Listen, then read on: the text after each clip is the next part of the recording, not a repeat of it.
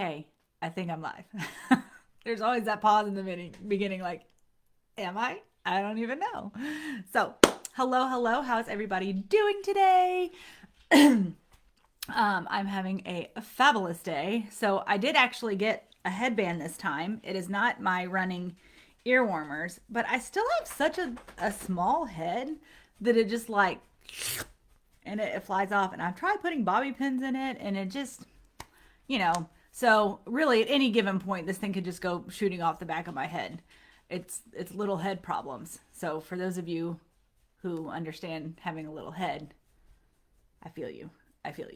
My husband does not. He has a very large head, and so do most of my children, which is fine. They were all C-section babies. Anyway, so today I wanted to talk to you about why you are frustrated. So many times my clients come to me just in a tornado of frustration. Okay. And the reason why you're frustrated boils down to three things, and they're all around expectations. Okay. So, reason number one is an unspoken expectation. Okay. Like we think people should just know. They should just know, right? They should know what we expect of them. I mean, it would certainly make life a whole lot easier if people just showed up how we expected them to show up. But that's not the case, right? We don't know what we don't know. And therefore, other people don't know what they don't know either. And so, in relationships, in any kind of interaction with somebody, if they don't know the expectation that you're placing on them, if you don't tell them that and they don't live up to it, you're going to be frustrated. You're going to be disappointed. You're going to be let down. Okay, so that's number one. Number two is unclear. Okay, you're unclear with your expectations. Okay, this I saw a lot within my salon companies. It was the unclear expectations. Like you say something, you say your expectation because you know that that's what you got to do. Otherwise, frustrations are going to occur. But you weren't clear on it. Like you think you're being clear within yourself because you understand the result that you want, right? But you might not be delivering it clearly to somebody in a way that they can understand. And it's one of the things Matt and I have really been working on. It's a challenge because we have 6 kids and they're all individuals. They're all different. They all show up different. They all show love different. They all receive love differently. And we have to make sure that we are speaking how they understand and how they hear and how they receive. And that's definitely been a challenge, but it's that way with everybody in your life. And so if you're frustrated in a relationship, look at how you're communicating. And don't be afraid to ask the other person, am I clear? When I'm working with somebody, I ask that because I've had it happen the other way around where I have not asked if I was clear and I just assumed I was clear and I in fact was not clear. and that came back and bit me in the butt. And I'm like, why didn't you ask any questions? And they were like, oh, I didn't think to. I just was going to try and figure it out myself. Yet it halted the progress because they were afraid to come ask a question. And I thought I was being clear. Okay. Number 3, I know this is not grammatically correct, but I'm going to say it anyway because it fits with my uns. Okay. Uncommunicated. So we have unspoken, unclear, and uncommunicated or not communicated. Okay.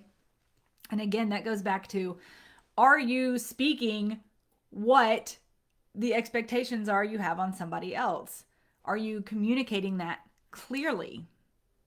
And, it doesn't always have to be spoken communication, right? Like the very first year of my salon company, I took all of my stylists and we went and did a Discover Scuba class. And I know you might be thinking like, well, that sounds cool, but completely irrelevant for stylists. Like what in the world could they learn by scuba diving in a pool? But what they learned was how to be able to communicate through body language and how to read each other without using words. And a good friend of mine that I met in a mastermind, which again, if you're not a part of a mastermind and you're an entrepreneur, get you one, because that's your community, that's your people. Those are the people that you're just going to kind of rise up with, and it's just get in there.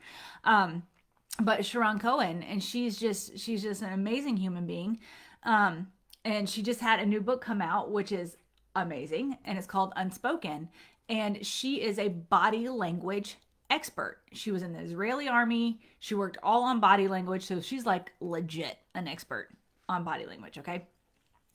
But she added so much value to our mastermind because she's able to say, hey, when you do this, you're coming across as guarded, right?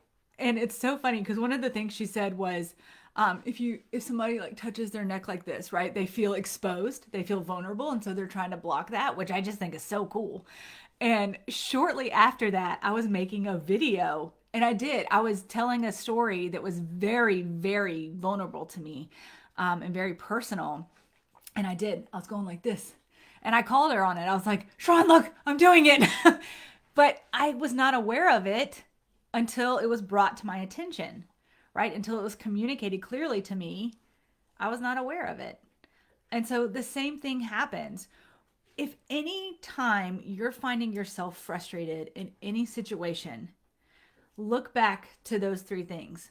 What expectation are you not meeting, or is somebody else not meeting that you had on them, right? Because a lot of times we have expectations on ourselves that we might not be clearly communicating. Like maybe it's not on our vision board. Maybe it's not on our daily planner. Maybe it's not in our journal. Maybe it's not, on our desktop or sticky notes on our walls. And so we're not seeing it enough to really be aware that that's an expectation that we have for ourselves. Yet we know in our subconscious mind that that expectation's there. And by continuously falling short of living up to that expectation, we feel defeated. We feel disappointed, even though we may not be aware of where that feeling's coming from. But deep inside our mind, we know. And that's the beauty of working with a coach, is that they're able to bring that out of you quicker and with less amount of pain than you discovering that on your own 10 years later. You know what I mean? And so again, we can hold expectations on ourselves that we're not aware of and that we're not living into. And so we're constantly feeling like, oh, like you don't have that pride in yourself. You don't feel good about yourself. It's because you haven't clearly identified the expectations that you want for yourself. And that's why it's so important to celebrate those little wins, to get all your expectations out, to get your goals out, to get your expectations out, to get everything written down where you can see it, right? And then as you start to achieve the steps, as you start turning those stumbling blocks, those challenges, those things that could have halted your progress, once you start overcoming those little hurdles and you celebrate them, that feeling of not being good enough, that feeling of defeat, that feeling of discouragement, that starts to go away because you're meeting your expectation. And one of the things that I want to encourage you to do is, if you have big expectations for yourself that you have yet to develop the skill level to support, okay? That's important to understand. There's some things that, like big goals, those big, what is it, hairy, audacious, the hats, the bags, I don't know, big, hairy, audacious goals. I don't know what that is. It's something about hairy goals and being big and audacious. Okay, whatever that term is. But we can have these big goals for ourselves, but we haven't spent the time to develop the skill to reach that, right? And that's why it's so important, again, to invest in your personal growth. And that's why you hear all the coaches say, all the gurus say, all the people say that the greatest investment you have is the one that you're willing to invest in yourself. Like that's what's going to yield you the greatest return. Because somebody's able to come alongside you and see the things that you don't see yourself. And is able to communicate with you what you're not able to communicate with yourself because you don't see it in yourself yet. right? It's so, so important. But back to being frustrated. One of the things that Matt and I do, when we have a drop in communication or we haven't been clear with one another and our level of frustration has kind of risen.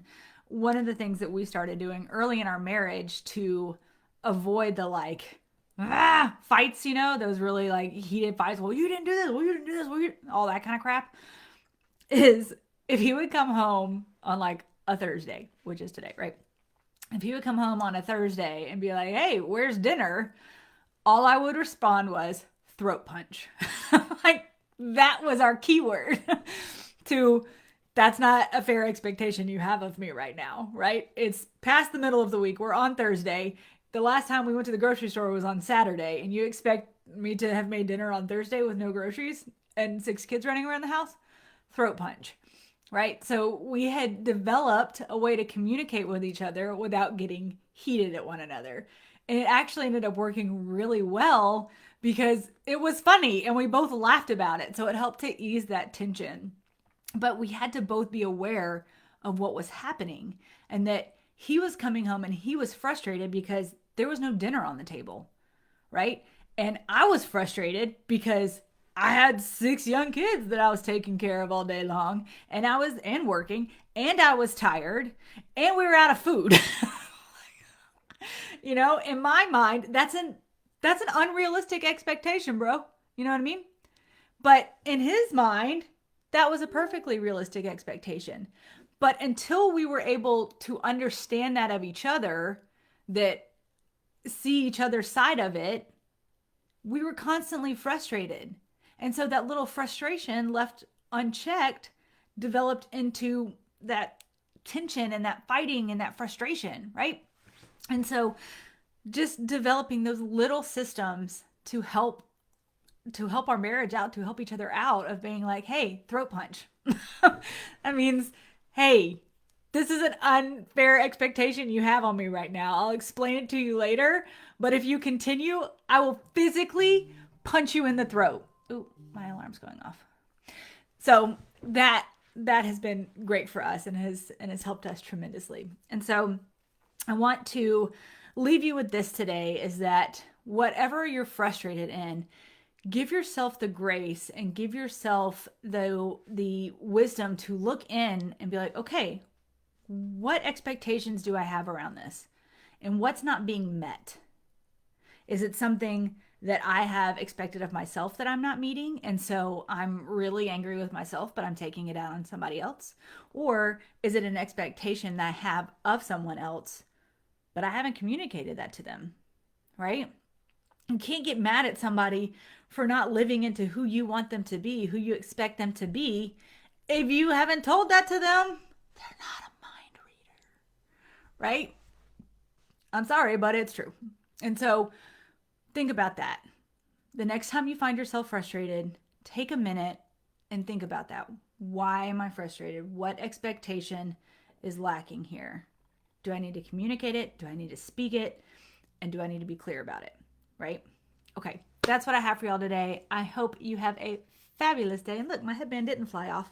It's starting to inch back a little. But it's fine. It'll be fine. I have bobby pins, but it's still just kind of like, it'll be all good. All right, y'all have a good day. Bye. End. I don't know how to end it. Oh no. Oh, there it goes.